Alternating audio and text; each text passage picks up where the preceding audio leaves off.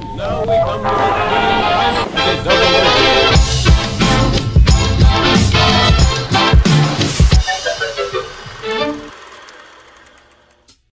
Gawa tayo ng mango graham float na tamang-tama ngayong December.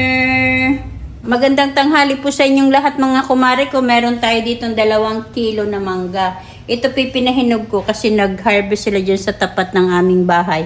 So binili ko siya ng hilaw and then pina-overripe ko po talaga siya para matamis na matamis paggawa natin ng ating masarap na gagawin. Tamis-tamis po nito mga kamamsi, mangga Cebu itong mangga nila.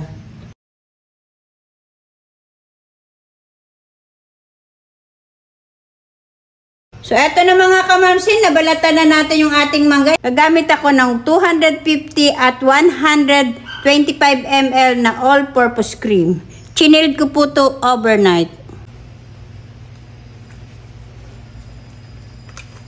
Gagamit ako ng electric hand mixer.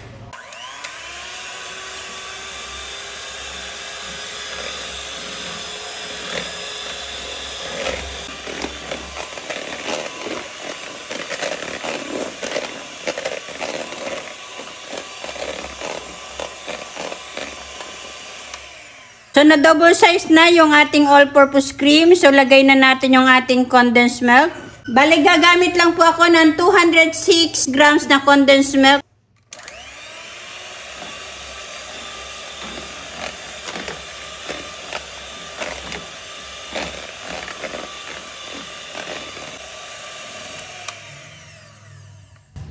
So, ayan, ang dami na niya mga kamamsi. Na-double size talaga siya. So, mag-assemble na tayo. Gumamit ako dito ng isang stock na Bear Brand. And then, magagamit din ako ng maligamgam na tubig.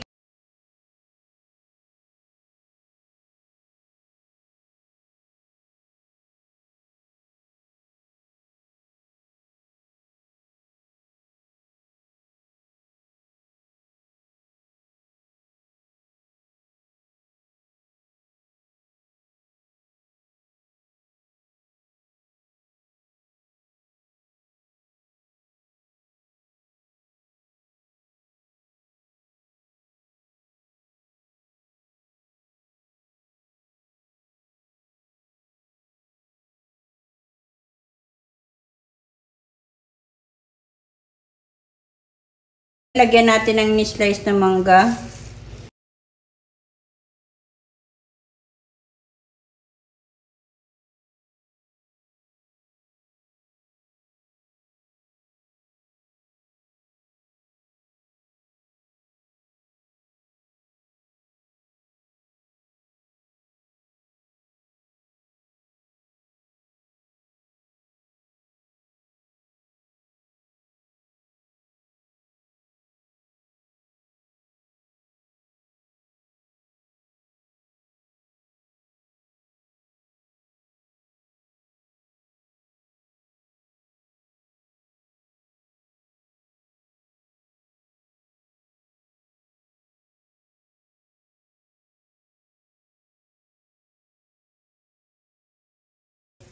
So, eto na mga kamamsi, ready na ito para ilagay natin sa freezer.